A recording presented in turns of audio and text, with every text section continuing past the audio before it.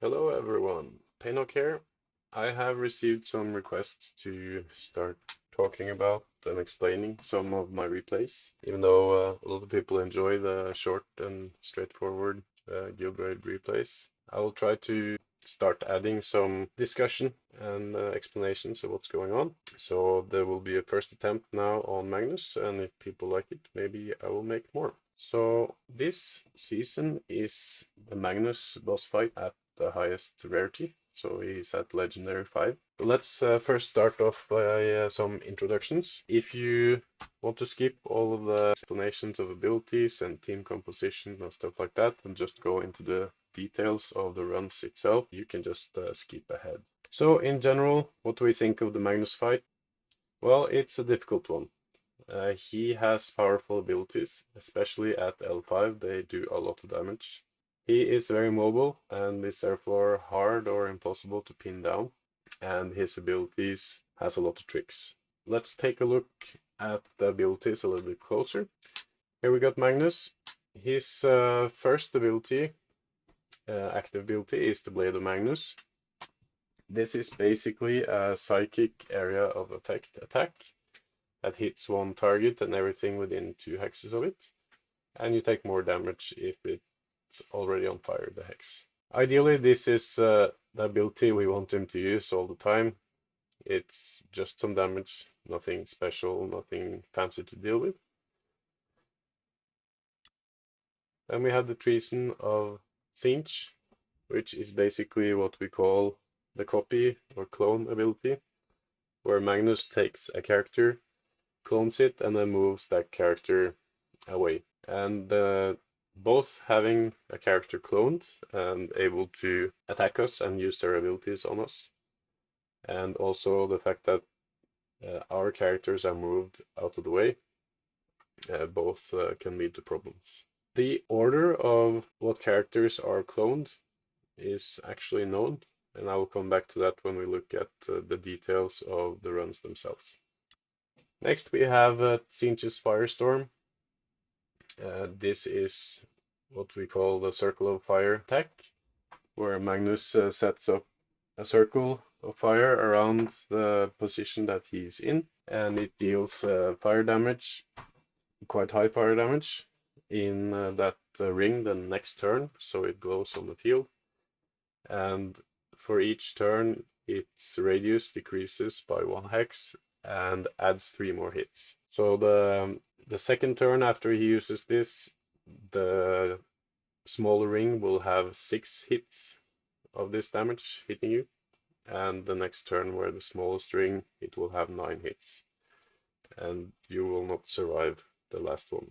Then we have the Gaze of Magnus, which is his passive ability, so he uses this every turn basically, and it's one of the more important ones. His gaze is targeting a psyker if a psyker is on the field, which is one of the reasons we're not using Eldrion, for instance, in this fight. I will come back to that. And if there are no psykers on the field, he targets a character that has attacked Magnus and deals damage to him per stack of gaze he has. And we know basically that the character that has done the most damage throughout the fight gets the gaze. So if one character has dealt more damage than everyone else and keeps attacking Magnus, he will get hit by this and get another gaze token. So this will very quickly kill characters. You can avoid getting hit by it by not hitting Magnus on the consecutive turn. You will not lose the stacks unless another character passes that character in total damage, but it can at least save a character for a little while. Next passive ability is Psychic Dominion, and this is Magnus' ability that makes him take a lot less damage from psychic attacks. And lastly, we have Impossible Form, which means he is taking very little damage on every 9th attack that happens per turn. The general team composition. How do we choose a team to fight Magnus at high rarities? And what is our goal? So the goal is obviously to do as much damage as possible But how do we do that in this quite complex fight? At least in Poet Thunder Warriors, we like making our opening as predictable as possible to try to get Magnus to do the same thing every start, because everything he does is random, his abilities. The fewer turns where we can deal with the randomness, the more stable the fight is. In general, it's helpful to have survivable characters. And when we pick characters, we need to avoid bringing characters that have extra disadvantages. For instance, like I mentioned, Eldrion, just being on the field means he will take the Gaze of Magnus and he will die within the first couple of turns, regardless of what you do. To determine what works and doesn't against Magnus is first of all an exercise in understanding his abilities, and then a lot of trial and error to understand his programmed behavior and what the boss adds do and how to position your characters on each map. Because we want to utilize high ground as much as possible on maps, and we want to keep the ads away from our characters most of the time. As you know, there are three main Guild Raid meta teams, the Neurothropes, AdMechs, and the multi-hit teams. So let's just quickly go through those. First of all, Neurothrope. This team isn't something you can use on Magnus. As we said, his Psychic Dominion passive ability means that the Neurothrope team does literally no damage because they're mostly Psychers.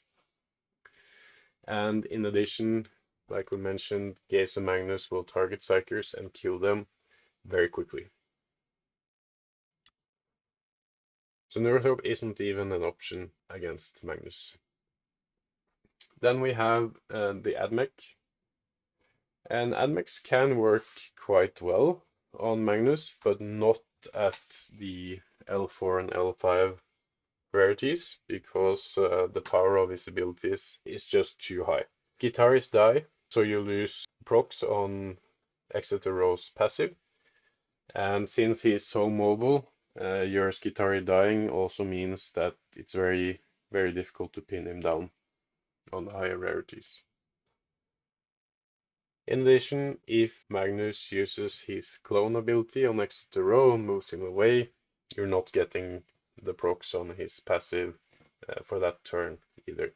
Lastly, since Row is doing most of the damage for the AdMech, he will be the main target for Gaze of Magnus, so can also die quickly. In general, we don't consider the AdMech a viable team on L5.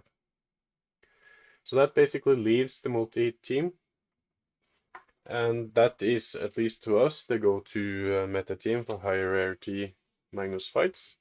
The team is fairly sturdy.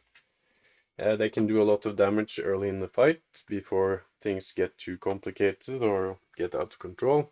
They have decent crowd control abilities, and they have good buffers for their melee attacks. So what exact multi-hit characters can we pick for this boss fight? Well, the core basically of the multi-hit team against Magnus is High Marshal Helbrecht. His abilities, being the anti-psyker he is and buffing melee characters around him, gives us the extra oomph that we need in this fight. Then we have Ragnar. Obviously, his War Howl ability to do a lot of damage is used on all of these teams. And the classic double howl, where you use Anshi's active ability to reload Ragnar's active ability and use it the same turn, means that you get this crit chance stacked. And when we use double howl teams, we usually run a knife on Ragnar for the 25% crit chance, and together with his two Warhouse, we are looking at a 97% crit chance for his attacks. So it's close to 100, not 100, so you can get unlucky and do very little damage, but in general it pans out. Next on the list is Snotflogga for the multi-hit team. He does get a lot of hits through his abilities, so both the get stuck in, where he gets extra hits when there are other characters adjacent to the target he's hitting, and or orcs adjacent. So he gets a lot of hits and greatly benefits from the double howl and hellbreak buffs. His active ability and passive, where he summons gruts, is very helpful for crowd control of the Terminators, and also this particular rubric Marine for the first turn. But you need to be careful though that the Grots might try to steal your high ground spots, so you need to move carefully to avoid having that problem. One downside also with Snotflogga is that if he gets cloned, you can get his active ability to basically lock down a lot of your characters. Next on the list is Karn. Karn deals a lot of damage. He benefits less from Ragnar's active ability compared to before the nerf, but he is still the main damage dealer outside of the double howl turn. And on this map in particular, he is necessary for killing both of these Rubric Marines on the first turn to make the opening repeatable. If we can kill both of those Rubric Marines, we have found that you can guarantee high ground spot for Ragnar on turn 2, and we will look at that later. The downside with the Karn is, again, if he gets cloned, he's very dangerous. The clone is very likely to kill one or more of your characters. Next option on the multi-team, which I'm not showing in this particular replay, is Dante. Dante is mainly there to buff Karn, and in most cases he would replace either Snotflogga, and we have some experimentation with him replacing Aunshi as well. But if he replaces Snotflogga, he's there to buff Karn, and he helps Karn guarantee that both of these will be killed turn 1, and also to drop him in a position on the map where it lets Magnus move forward for the turn 2 attack. For the Machine of War, we use the Biowar to help crowd control the Terminators up here. So what team combinations have we seen work? It's basically 3 at the moment. What I would refer to is the standard double howl is what you see on the screen here. We have Helbrecht, Ragnar, Aunshi, Karn, and Snotflogga. Like I mentioned, we would run Knife on Ragnar here, which is the most important, and also on Karn and Snotflogga if you can afford it. With using Helbrecht's active on the first turn, Karn basically has a 67% chance to kill both of these Rubric Marines, and if he does, Magnus is guaranteed to move forward with the opening we're using. And even if he doesn't kill this Rubric, we will have used Snotflogga's active to put some grots out in these 2 locations, which means this Rubric Marine will move over here and shoot him, which still allows Magnus a chance to move forward and still get us high ground by moving here. Well, getting high ground with Ragnar on turn 2. So that's what we're aiming for. Another team that you can use is what I will refer to as the Dante double howl. In this case, we are replacing Snotflogga with Dante. Also here we will use knives on Ragnar and Karn and Dante himself, if you can afford it. With Dante moving here and Helbrecht using his active ability for Karn, we are guaranteed to kill both of these through those buffs. That will net us 100% chance for Magnus to move forward. And we don't know exactly why it nets us 100% chance for him to move forward, but that's what experience shows us. This setup with Dante depends a lot more on Bioware's active to distract the Terminators because we don't have Snotflogga and his grots. The last option that we have seen work quite well is what I will refer to as the Dante single howl. And in this case, we are basically replacing Aunshi with Dante. So we're losing the use of Ragnar's double howl. So in this case, we would use guns on everyone.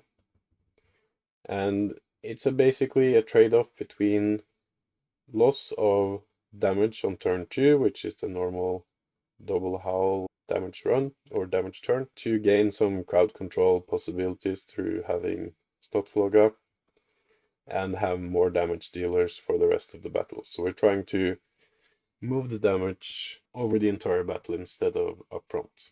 Another benefit is that since Ragnar doesn't use his double howl and heavily critting on turn 2, he doesn't do significantly more damage than the other characters on turn 2, so it's much easier to pass the Gaze of Magnus onto someone else to keep them all alive throughout the fight.